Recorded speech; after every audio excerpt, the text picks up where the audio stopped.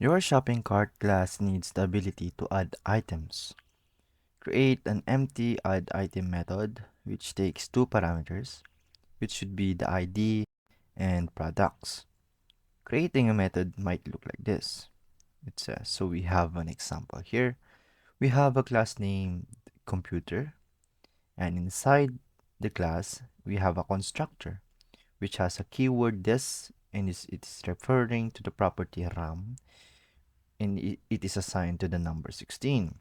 And we have a method of add RAM with a parameter of amount and a keyword which is referring to this property RAM and will be added from the amount. So this amount will be added to this property which is the RAM. Okay, so it says the first parameter ID is the ID of the product the user has added to the cart. The second parameter, which is the products, is an array of product objects by using a parameter instead of directly referencing your existing products array. This method will be more flexible if you wanted to add additional product lists in the future. Okay, so first we would have to add the item method, which would be add item.